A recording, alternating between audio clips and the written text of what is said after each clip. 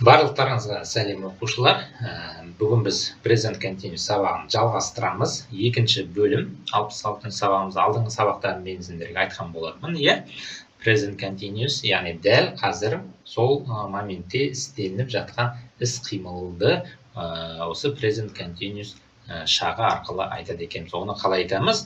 I, you, we, they, he, she, it. Яғни есімдікке to be етістігі қосылады. Содан кейін барып етістік, ал сол етістіктің соңына еңгігі форманы жалғап айтады екенбіз. Олай болса балалар, бірінші мысалымызды келтірейік. Мысалы осы ережеміз бойынша I am деп айттық, to be қосылады.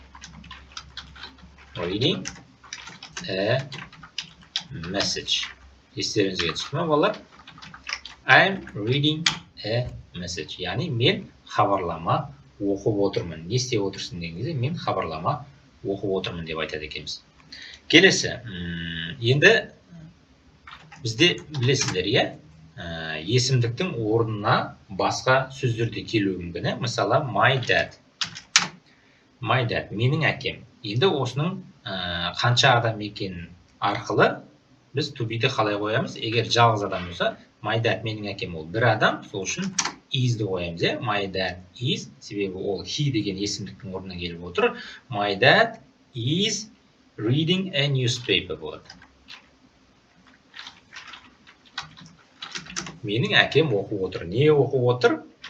A newspaper. Newspaper деген балалар газет. Менің әкем газет оқып отыр. Сенің әкең не істеп отыр деп сұрақ қойған кезде, my dad is reading a newspaper. Тура сол моментте, жұмыста емес, кәдімгідей үйде отырып газет оқып отырса ғана біз не деп айтамыз? Осы present continuous'ты қолданып, my dad is reading a newspaper деп айтамыз. Жалпы сенің әкең газет оқиды ма деп, сұрайтын болсақ, ол әкең ол жұмыста болуы мүмкін, басқа жақта болуы мүмкін, далада жүруі мүмкін, просто үйде телевизор көріп отыруы мүмкін, просто жалпы әкең газет оқи ма сенің деп сұраса, онда оқитын болса my dad reads a newspaper деп айтамыз. Ешқандай continuous қолданбаймыз, ешқандай to be, ешқандай ing форманы қолданбаймыз. Present simple'ды қолданамыз ол кезде. Жалпы осы шақта my dad reads, ол кезде s қосып айтамыз. My dad reads a newspaper, газет оқиды. Оқымаса my dad doesn't read a newspaper деп оқимыз. Ал именно сол сұраған уақытта, сол моментте әкем газет оқып отырса, онда my dad is reading a newspaper. Газет оқып отыр деп айтады екенбіз. Түсінікті, балалар. The children дейді. The children, балалар деген сөз. Бұл балалар деген балалар көпше түрге жатады. Сол үшін to be бізде не болады? А болады. Doing their homework. Не істеп отыр? Балалар не істеп отыр? Doing their homework. Яғни балалар өздерінің үй жұмысын орындап отыр. Немесе өздерінің үйін жасап отыр, істеп отыр. Келесі. Look, somebody is swimming in the river дейді. Бұл жерде қараңдар, етістік келіп тұр, жалғыз етістік келіп тұр. Бірден етістік келетін болса, look деген қара деген сөз, ол бұйрық рай болып саналады. Қара дейді.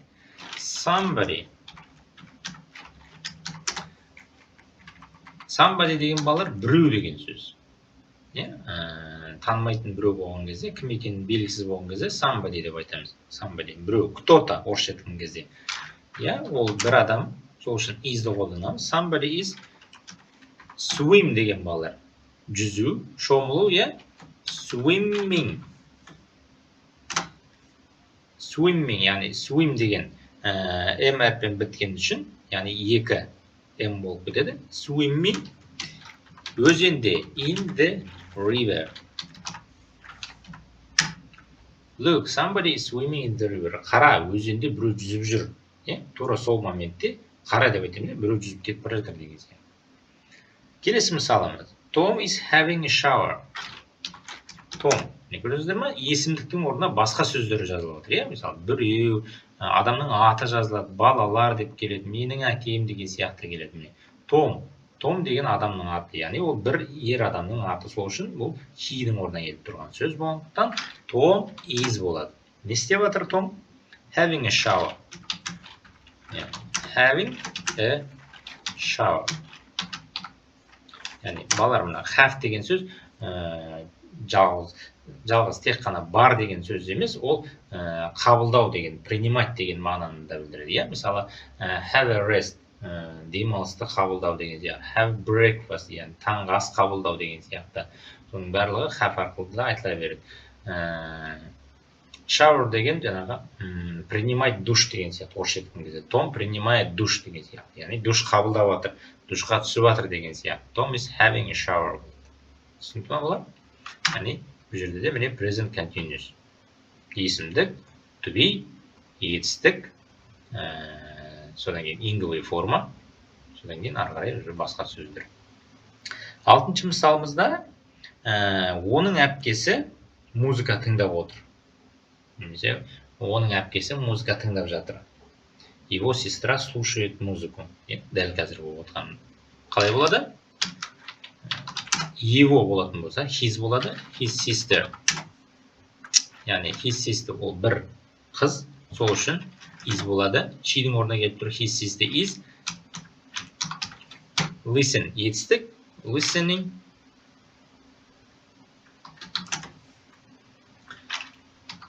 Listenнен кейін міндетті түрде to болады, алдында сабақтарымызда айтқан болатынбыз. Яғни бір нәрсені тыңдау, ол міндетті түрде listenнен кейін to қойылады. Listening to music.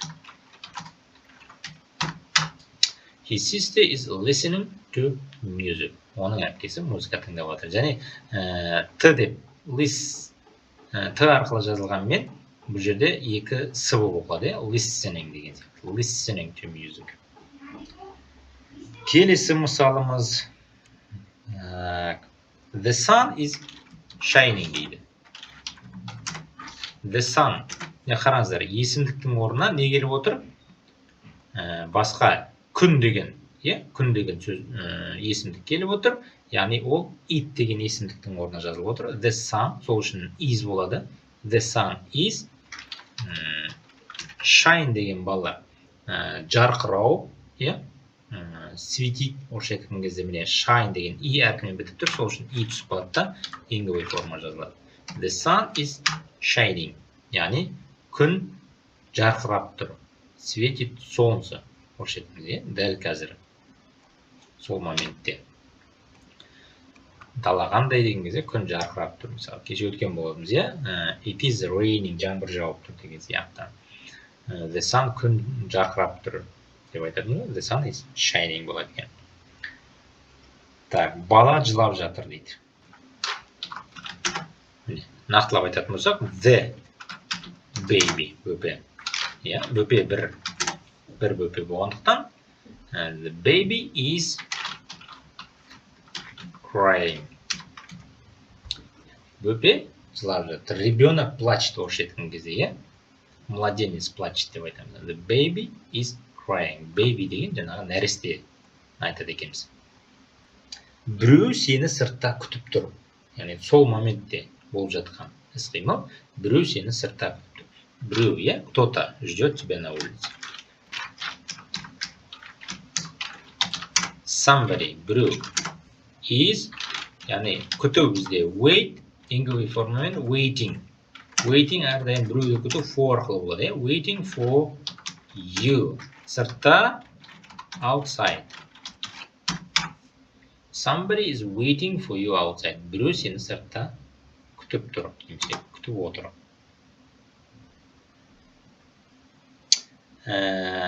Менің коллегам, жұмыста бірге істейтін адамды коллега деп айтамыз,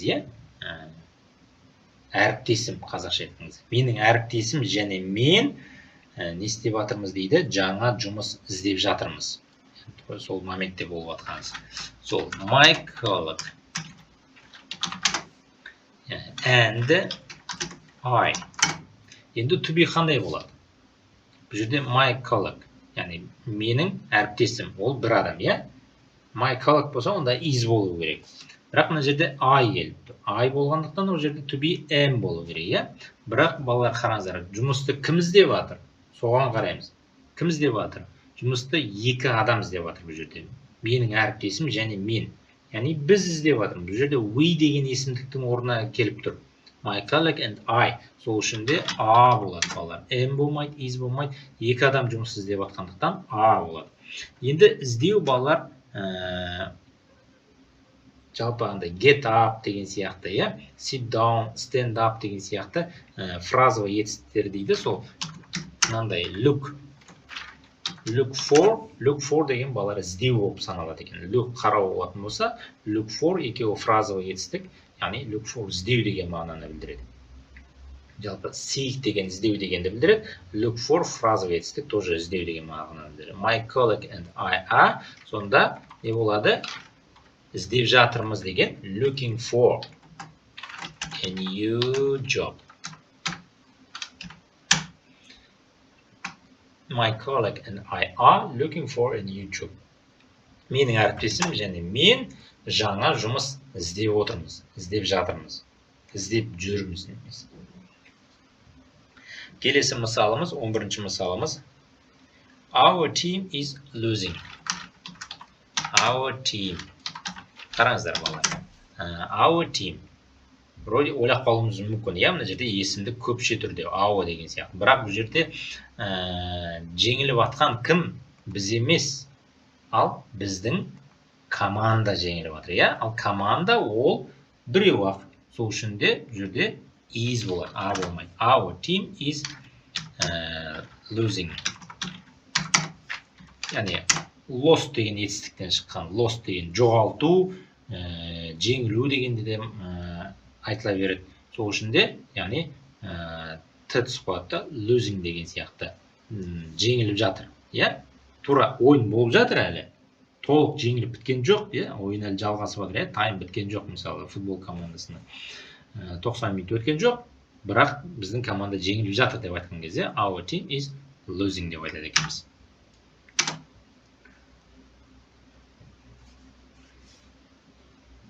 Келесі мысалымыз. Менің досым және мен мектепке кетіп бара жатырмыз. Жаңа менің әріптесім деген сияқты. My friend and I. Мектепке қанша адам кетіп бара жатыр? Екі адам кетіп бара жатыр. Сол үшін де my friend and I are. Мектепке бару go болатын болса, бара жату going болады. Going to school. My friend I are. Нені ұмытып кеттік? To be ұмытып кеттік. My friend and I are going to school. Мектепке кетіп бара жатырмыз. Енді балалар қараңыздар, мына жерде бір айта кететін жайт бар. 13-ші мысалымызды жазбай тұрып, көкпен жазып қойайын. Түсінікті болу үшін. Мынандай етістіктер бар. Understand. Білесіңдер, түсіну. Want. Қалау. Know. Білу. See. Көру. Seem. Сияқты, казаться, орысша айтқан кезде. Sound. Sound орысша айтқан кезде звучать. Like. Ұнату. Love. Жақсы көру. Hate. Жек көру. Prefer. Prefer деген орысша айтқан кезде предпочитать. Тоже қалау деген мағынаға келеді. Prefer деген қазақша айтқан кезде предпочитать. Я предпочитаю деп айтамын ғой, я предпочитаю вот этот деген сияқты. Мынаны алғым келеді деген сияқты мағынада келеді. Предпочитать. Wish. Желать. Яғни тілеу. Мен саған жақсылық тілеймін деген сияқты. Wish. Тілеу. Cost. True. сенің бағасын айтқан кезде осыншама теңге тұрады деген кезде. Belong деген балалар бұл принадлежать, яғни тиесілі болу. This book belongs to me деп айтатын болсақ, бұл кітап маған тиесілі деген сөйлем шығады. Міне балалар, осы етістіктерді жаттап алыңыздар. Осы етістіктерді біз present continuous'та қолдана алмаймыз. Understanding, wanting, knowing деген ол қате болады. Осы етістіктер тек қана present simple'да қолданылады. Яғни present continuous'та қолданылмайды. Жақсы ма? Мысалы,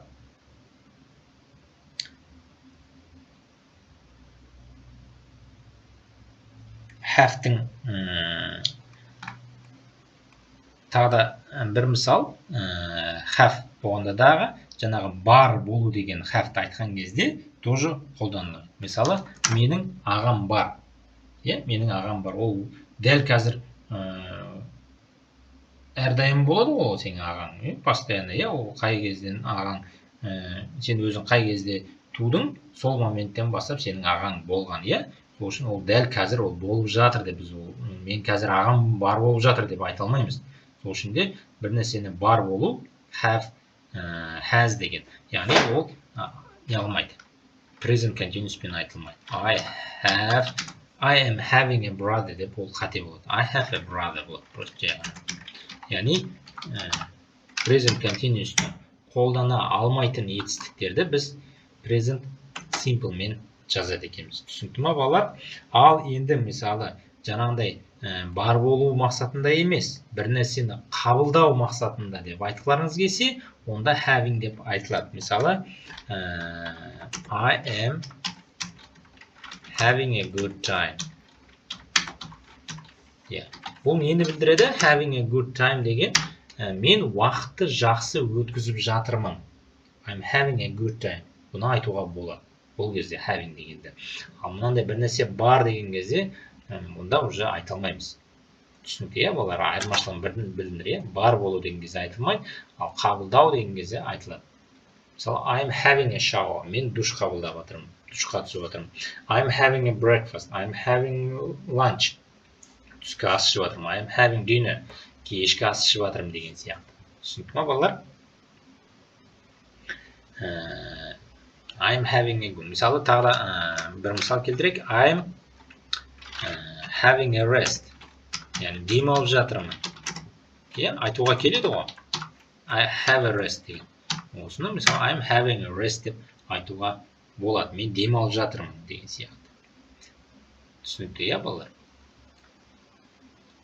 Мына мысалдарға енді мысал келтірген жоқпыз, енді бұл түсінікті деп ойлаймын. Мысалы, бір нәрсені ұнататын болса, дәл қазір мен бұны ұнатып жатырмын деп айтпаймыз ғой.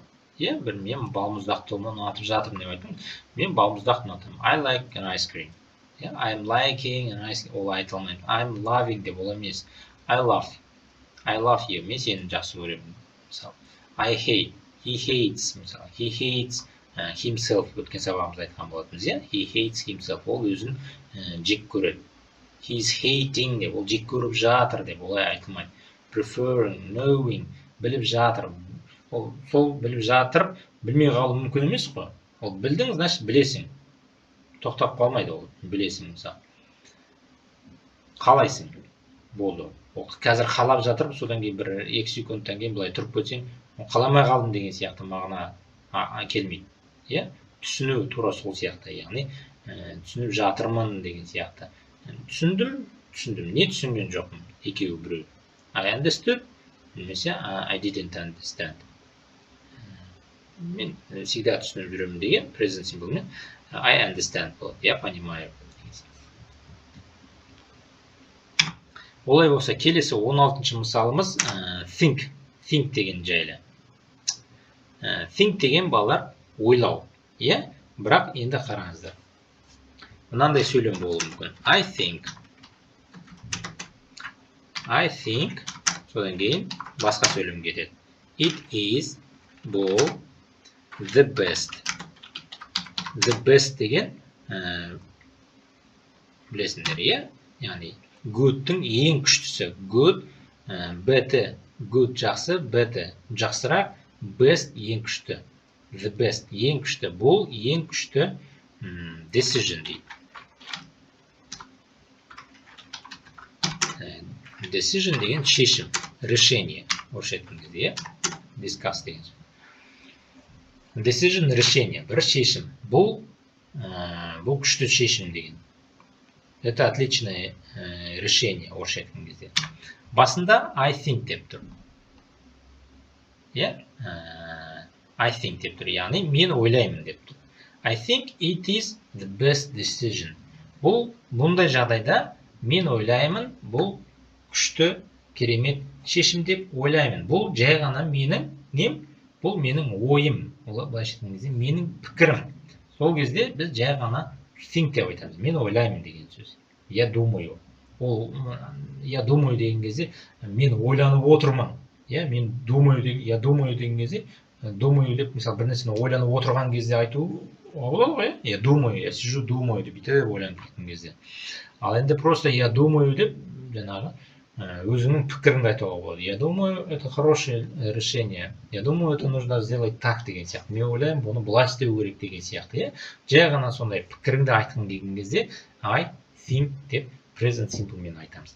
Ал егер жаңағындай действительно мен ойлап отырмын, өзімнің бір проблемаларым жайлы ойлап отырмын деп айтқымыз келсе, я думаю о своей проблеме деп айтқымыз келсе, онда present continuous мен айтамыз. I am thinking about my future problem.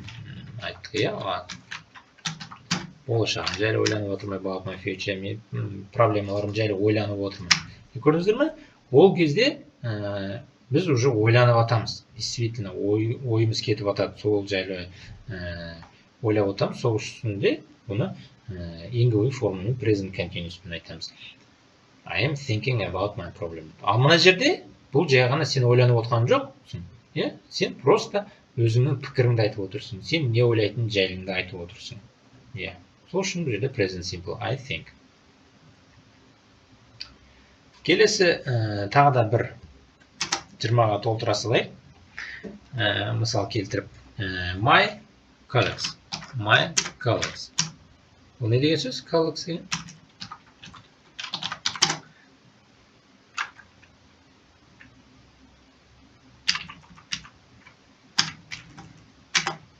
My colleague деген менің әріптесім деген сөз.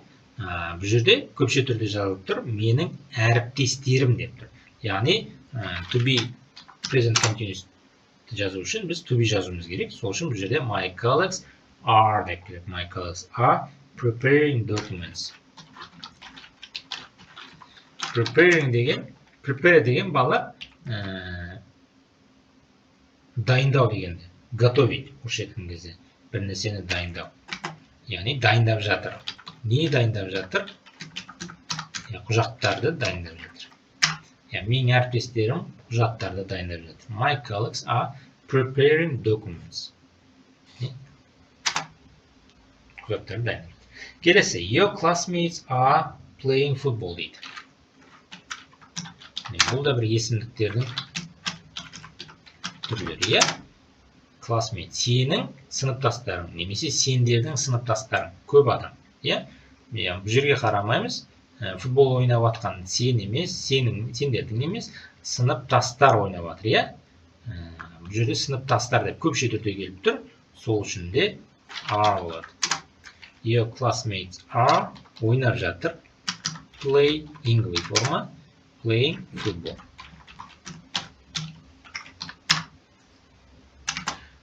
Соңғы сөйлем менің нәтижем дейді, менің результатым деп айтуға да болады. Мен ағылшын тілінің оқып жатқан нәтижем жақсырақ болып бара жатыр. Мой результат становится лучше деген сияқты. Мысал, сол үшін my result немесе my English result нақтылап айтуға да болады. Яғни бұл жерде result жеке түрде келіп тұр. Сол үшін is'ді қолданамыз. My English result становится, яғни болып бара жатыр, иә, становиться деген бізде become, яғни и түсіп қалады да, becoming, становится, иә, жақсырақ, becoming better, good жақсы, better жақсырақ, best күшті. Сонда my English result is becoming better, яғни менің ағылшын нәтижем жақсырақ болып бара жатыр, яғни өсіп жатыр, иә, деңгейім өсіп жатыр деген мағынада айтылып отыр. Becoming better деп айтылады екен. Бәрін бір рет қайталап шығайық. I am reading a message. Мен хабарлама оқып отырмын. My dad is reading a newspaper. Менің әкем газет оқып отыр. The children are doing their homework. Балалар өздерінің үй жұмысын істеп жатыр. Look, somebody is swimming in the river. Қара, біреу өзенде жүзіп жүр. Tom is having a shower. Tom душ қабылдап жатыр. His sister is listening to music. Оның әпкесі музыка тыңдап жатыр. The sun is shining. Күн жарқырап тұр. The baby is crying. Бөпе жылап жатыр. Somebody is waiting for you outside. Біреу сені сыртта күтіп тұр. My colleague and I are looking for a new job. Менің әріптесім және мен жаңа жұмыс іздеп жатырмыз. Our team is losing. Біздің командамыз жеңіліп жатыр. My friend and I are going to school. Мен досым және мен мектепке кетіп бара жатырмыз. Мына етістіктер present continuous'та айтылмайды, тек present simple'да ғана айтылады бұл естірген кезде. I have a brother. Present simple'мен ғана айтылады. Менің ағам бар. I'm having a good time. Мен уақытты жақсы өткізіп жатырмын. Бұл уже present continuous'пен айтыла береді. I'm having a good time. Себебі бұл жерде екі түрлі мағына. Бұл жерде having дегенді қабылдау, мына жерде have ол бар деген мағынаны. Иметь орысша айтқан кезде. Иметь, а мынау принимать. I'm having a rest. Мен демалып жатырмын. I think it's the best decision. Мен ойлаймын, бұл керемет шешім. Бұл жерде жай ғана менің пікірім, мен ойлаймын деп айтып отырмын, сол үшін present simple. I am thinking келесінде мен ойлап отырмын. Бұл менің пікірім емес, мен дәл қазір ойланып отырмын. Не жайлы? About my problem. Өзімнің проблемаларым жайлы ойланып отырмын. My colleagues are preparing documents. Менің әріптестерім документтерді дайындап жатыр. Your classmates are playing football. Сенің сыныптастарың футбол ойнап жатыр. My English result is becoming better. Менің ағылшын нәтижем не істеп жатыр? Жақсырақ болып жатыр, яғни өсіп жатыр деген сияқты. Мінекей балалар, осымен бүгінгі сабақ аяқталды. Енді келесі сабағымызда present continuous'тың яғни теріс сөйлем, болымсыз сөйлемін өтетін боламыз. Олай болса, келесі сабаққа дейін кездескенше балалар. See you next week.